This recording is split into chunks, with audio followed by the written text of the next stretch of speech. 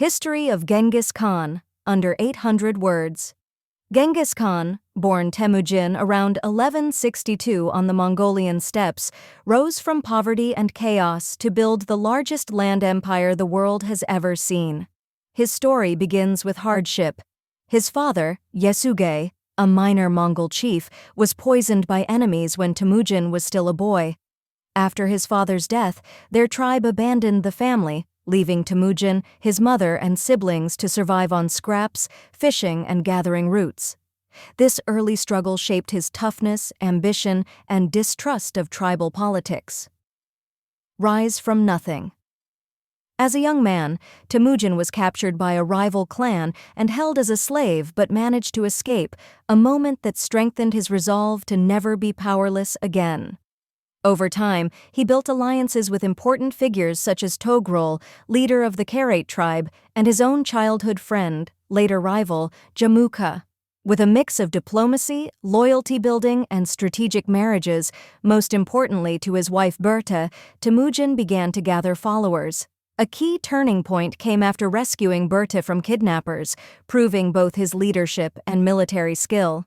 Conflict with rival tribes followed, especially with Jamukha, who believed he, not Temujin, should lead the Mongols. After years of battles, Temujin defeated Jamukha and united most of the Mongol tribes, becoming Genghis Khan. In 1206, at a grand tribal assembly called a Kurultai, Temujin was proclaimed Genghis Khan, meaning universal ruler. This marked the birth of the Mongol Empire. He reorganized the Mongol army into units based on merit, not family ties, a revolutionary idea at the time. Soldiers who proved themselves could rise to leadership regardless of class.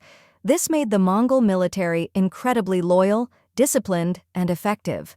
Military genius Genghis Khan's warriors were master horsemen and archers who could fire arrows accurately at full gallop.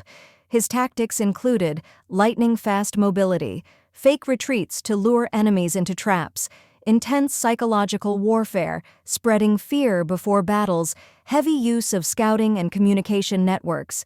He also implemented a strict code of laws, the Yasa, to maintain order, reduce tribal conflicts, and punish disloyalty.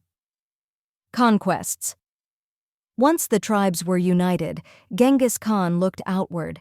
His first major campaign targeted the Xia and Jin dynasties in northern China. The Mongols overran cities that had stood for centuries, using innovative siege methods they learned from captured engineers. A major turning point came when the Khwarezm Empire in Central Asia killed Mongol merchants sent by Genghis. In response, he launched one of the most devastating military campaigns in history. City after city fell: Bukhara, Samarkand, Urgench, and the Khwarezm Empire was completely destroyed.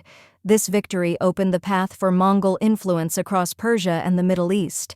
By the end of Genghis Khan's life, the Mongol Empire stretched from the Pacific Ocean to the Caspian Sea, ruler and reformer. Despite his brutality in war, Genghis Khan was surprisingly progressive in governance. He allowed freedom of religion, protected trade routes, and believed in promoting people based on ability. The empire became known for the Yam system, a network of relay stations for communication, which improved trade and security for merchants traveling across Asia. His rule brought the beginnings of what historians call the Pax Mongolica, a period of relative peace and stability across the vast Mongol-controlled lands. Death and mystery. Genghis Khan died in 1227 during a campaign against the Western Xia. The exact cause remains unknown. Theories include illness, a fall from his horse, or battle wounds. His burial site is a mystery to this day. Tradition says those who escorted the coffin killed anyone who saw the procession to keep the location secret. Legacy. After his death, his empire was divided among his sons, who expanded it even further. Within a generation, the Mongols conquered the rest of China, Russia, Eastern Europe, and large parts of the Middle East.